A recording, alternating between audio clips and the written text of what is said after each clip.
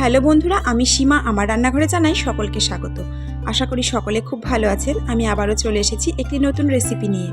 আজ আমি তৈরি করে দেখাবো আলু দিয়ে শোল মাছের ঝোল। এই রান্নাটা খুব সহজে, খুব কম মশলায় আমি কিভাবে তৈরি করে নিয়েছি সেটাই আজ আপনাদের সঙ্গে শেয়ার করে নেব। তো চলুন রেসিপিটি দেখে নেওয়া যাক। প্রথমে এখানে একটা গোটা শোল মাছকে কেটে বেছে ধুয়ে পরিষ্কার করে নিয়েছি। তারপর দিয়ে দিয়েছি পরিমাণ মতন হলুদ, পরিমাণ মতন লবণ হলুদ দিয়ে মাছটাকে ভালো করে মাখিয়ে নিয়ে 10 মিনিটের জন্য আমি রেখে দিয়েছিলাম। এবার কড়াইয়ে দিয়ে দিয়েছি বেশ কিছুটা পরিমাণ সর্ষের তেল। তেল ভালো মতন গরম হয়ে গেলে মাছগুলো ভাজার জন্য একে একে ছেড়ে দেব।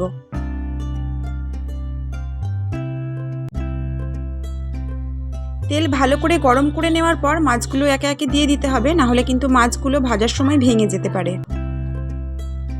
একে একে মাছগুলোকে উল্টে দেব যাতে দুদিক ভালো মতন ভাজা হয়ে যায়।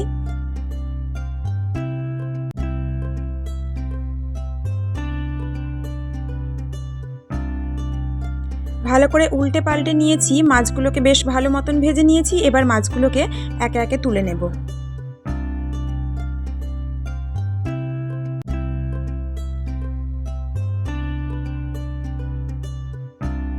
এরপরে বাকি মাছগুলোকেও আমি ভেজে নেব। সমস্ত মাছগুলো ভেজে নিয়েছি। এবার ওই তেলের মধ্যে দিয়ে দেব আগে থেকে লম্বা লম্বা টুকরো করে কেটে রাখা আলুগুলোকে একটু লাল লাল করে ভেজে তুলে নেব।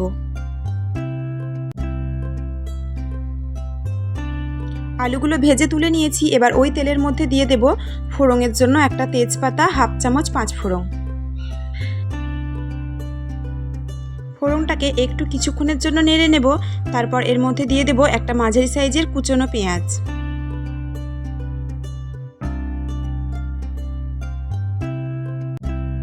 পেঁয়াজটা একটু ভাজা ভাজা হয়ে আসলে এর মধ্যে দিয়ে দেব 4 টুকরো করে কেটে রাখা একটা টমেটোটাকে একটুখানি ভেজে নেব। তারপর এর মধ্যে দিয়ে দেব একটা মশলা। এই মশলাটার মধ্যে রয়েছে 1 ইঞ্চি আদা, 4টে শুকনো লঙ্কা, 4-5 কোয়া রসুন, 1 চামচ গোটা জিরে। এই সব কিছুকে আমি ভালো করে শিলনোড়ায় বেটে নিয়েছিলাম। আর শিলনোড়ায় বাটা মশলার স্বাদ কিন্তু আরও সুন্দর হয়।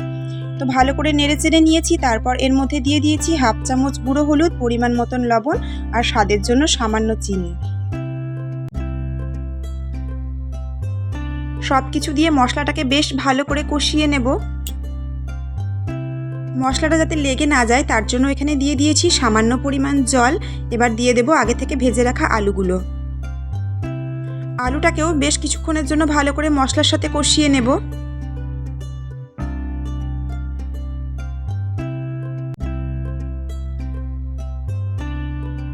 যে কোনো রান্না একটু বেশ ভালো করে কষিয়ে রান্না করলে কিন্তু তার স্বাদটা আরও বেশ ভালো হয়। এবার এটাকে ঢাকা দিয়ে মিডিয়াম আঁচে 2 মিনিটের জন্য রেখে দেব। 2 মিনিট হয়ে গেছে, ঢাকা খুলে নিয়েছি। মশলা থেকে বেশ তেল ছেড়ে এসেছে। একটু নেড়ে চেড়ে নিয়ে এর মধ্যে আমি দিয়ে দেব পরিমাণ মতন গরম জল।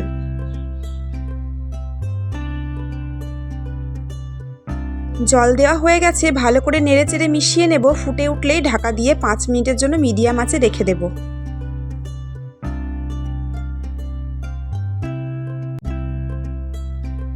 5 মিনিট পর ঢাকা খুলে নিয়েছি। আলু প্রায় সেদ্ধ হয়ে এসেছে। এবার আমি ভেজে রাখা মাছগুলো একে একে দিয়ে দেব।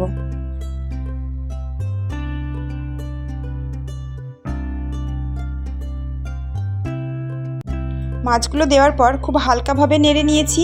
এবার ঢাকা দিয়ে আবারও 2 মিনিটের জন্য মিডিয়াম আঁচে রেখে দেব।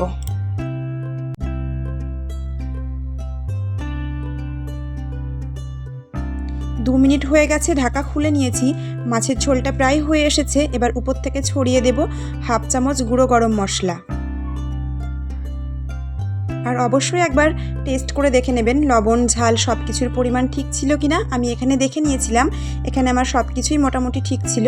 এবার ভালো করে নেড়ে চেড়ে নিয়ে গ্যাস অফ করে ঢাকা দিয়ে কিছুক্ষণের জন্য রেখে দিয়েছিলাম। তৈরি হয়ে গেছে আলু দিয়ে শোল মাছের ঝোল। পরিবেশনের জন্য একটা প্লেটের মধ্যে সাজিয়ে নিয়েছি। এই পদ্ধতিতে অবশ্যই একবার বাড়িতে আলু দিয়ে শোল মাছের ঝোল বানিয়ে দেখবেন, খেতে কিন্তু দুর্দান্ত লাগবে। আর এই রেসিপিটি যদি আপনাদের ভালো লেগে থাকে অবশ্যই একটা লাইক আর আমার চ্যানেলটিকে সাবস্ক্রাইব করতে একদম ভুলবেন না।